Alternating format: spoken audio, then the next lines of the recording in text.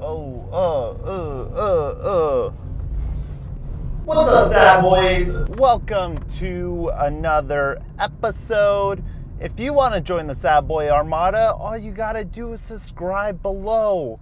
Just subscribe and you're part of the army fighting for sad boys everywhere across the land. I'm not looking forward to today's album. We may not make it out alive. I'm here to objectively decide if Blink-182's Blink-182 is worthy of a jam it or a slam it. Right, first song.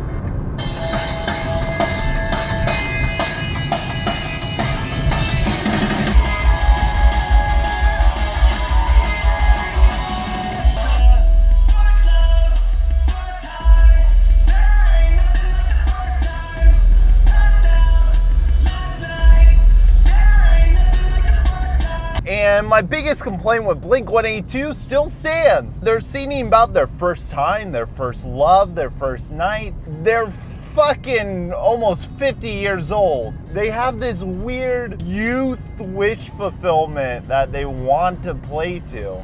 Why? What is this resistance to just growing up a little bit? Why is the chorus in this weird, like, sunken space? I feel like I'm in a sleep deprivation chamber and I'm hearing this song play from the outside.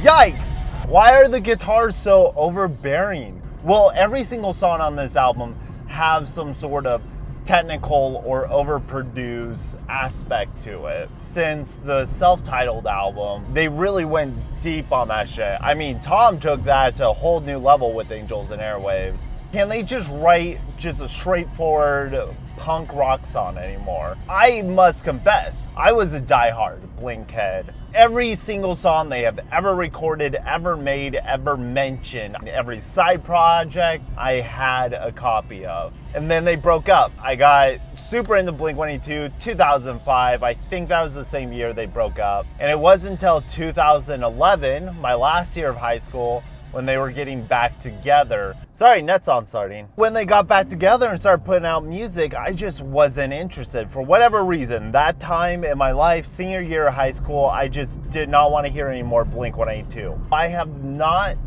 given any of their new stuff a chance. This is kind of my reintroduction to the new Blink-182 with the new singer. Love Alkaline Trio a whole lot, but then again, haven't heard them in 4 albums, so I don't even know what direction they were in.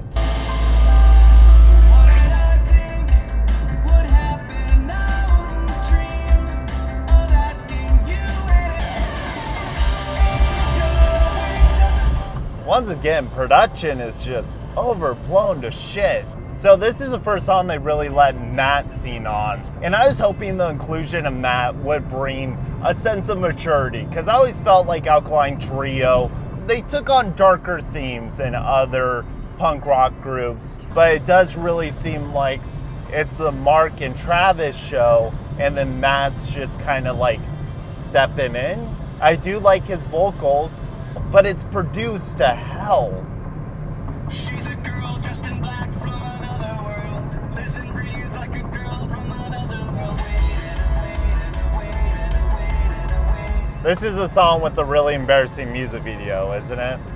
The song doesn't stand out at all. I think in their later career, it's very obvious to see what crowd Blink preferred. They rode that line between total mainstream and garage punk. Now in their later career, you can tell they really leaned heavier on that mainstream side. Music's become more poppy and overproduced, so have they. They've reached a certain level of fame, and I feel like they want to maintain that. What's the easiest demographic to go for? Children.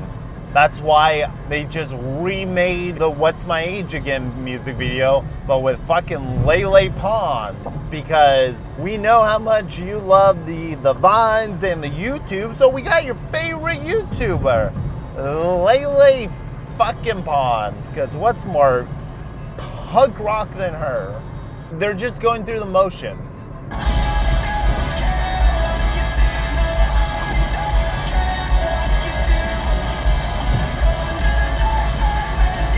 I would love it if Blink went to the dark side. Say something interesting, not this fucking stock written shit. I don't care what you say. I don't care what you do. Songs are flying by though.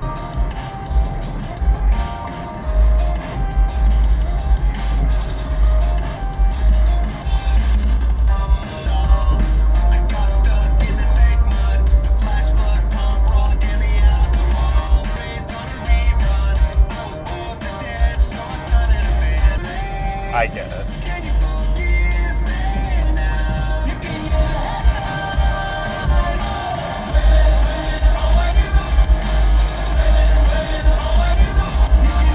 Now I feel like I'm listening to an All-American Rejects album.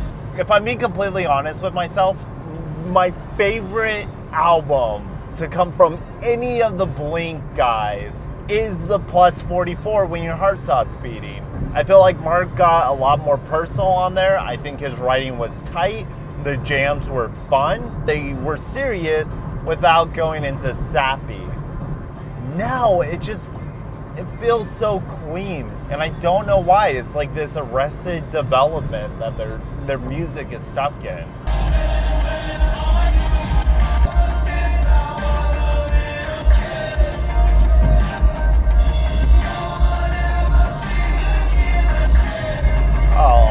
No one gave a shit. Yeah. Ugh.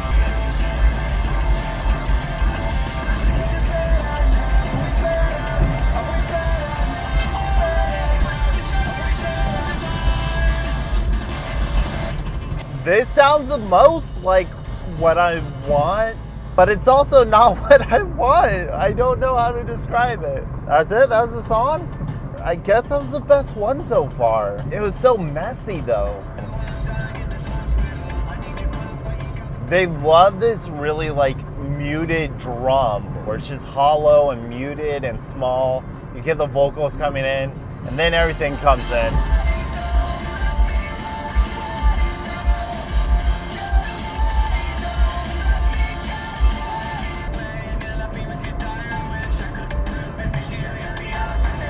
It's been a while since I've heard an arsonist imagery in music. That was a very early 2000s thing. Talk about knives and burning. I guess it's making a comeback. And now all I see is this black rain. Oh no!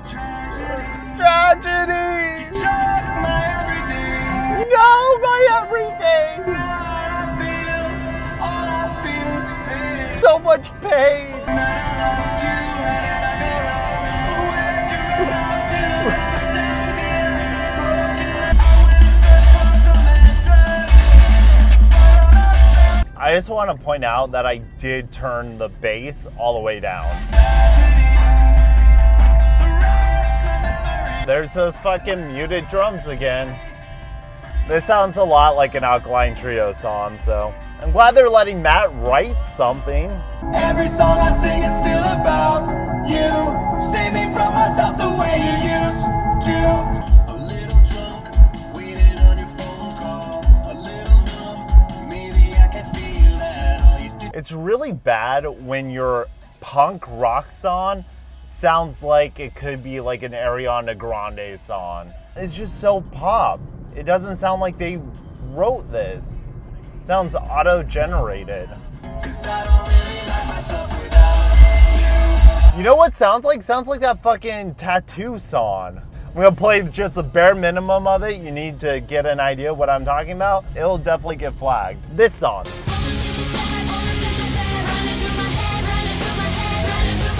A little bit.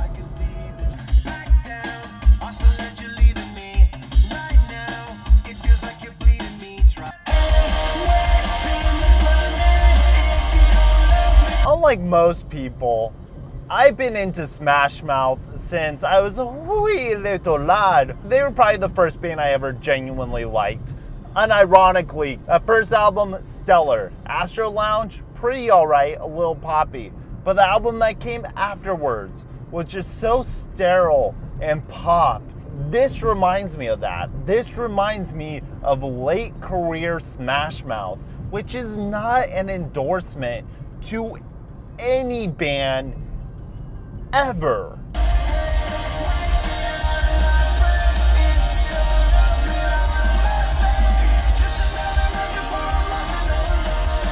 No heart to speak of.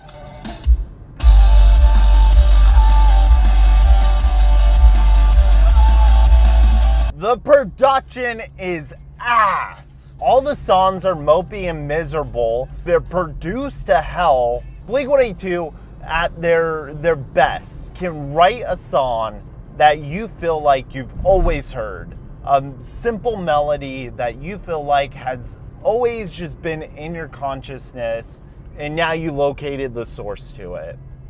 I cannot say that about any of these songs. Was Tom the better one at writing melodies?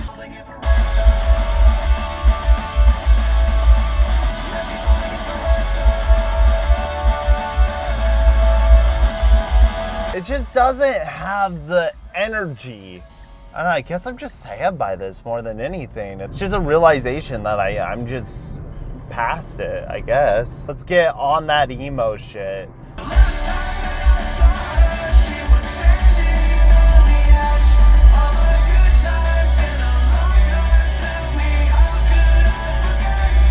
It sounds like Mark's trying to yell over the production. Like, the guitars and everything is so blown out that he's just like screaming out, trying to get his voice over it. Yo, we're on that fucking emo shit, bruh. You want some of this emo shit?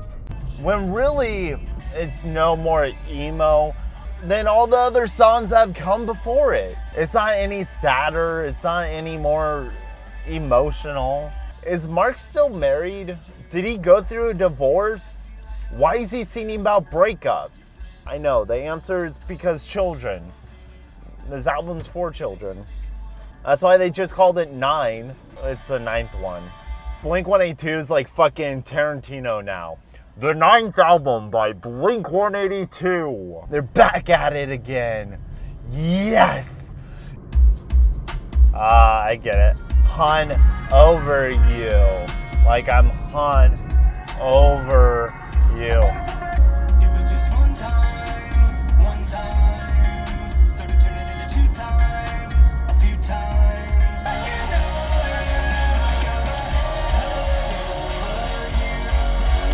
guess I'm still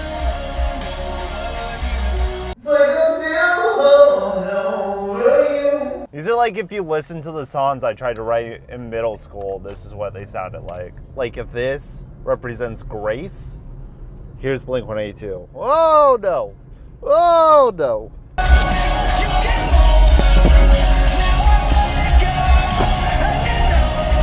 Oh, fuck. You know, it's like a hangover. You feel shitty, man. You feel bad.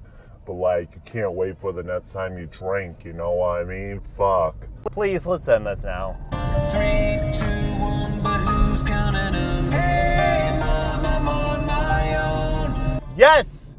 You are on your own. You're a grown man. Oh, God. This was honestly so much worse than I thought it could be. Dude Ranch, one of my favorite albums in general, period. Stay is fine. I mean, that's where they really blew up. Take Off Your Pants and Jacket has a lot of good bangers on it. And then the self-titled is like, it's what it is. They tried experimenting and I think it paid off in a lot of ways. And in some ways it sort of sent them down the darkest timeline possible. It's not enjoyable. It doesn't sound good. The songs aren't catchy. There's no fun guitar riffs. It's moody, but in the worst way possible. It's like a fake moody. It's like a Hank moody. When it comes down to it, Blink-182, slam it or jam it. I'm gonna have to say a hard slam it. I don't want to listen to any of these songs. I don't think I'm gonna listen to California if it's more like this. Please tell me what you thought about this album and what other new, current, popular albums you would like me to listen to. I'm always looking for soundtracks. I'm Grayson Todd.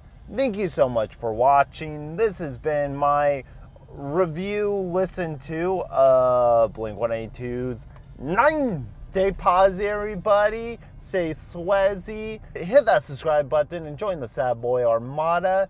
And I guess I'll see you homies later. Toodles.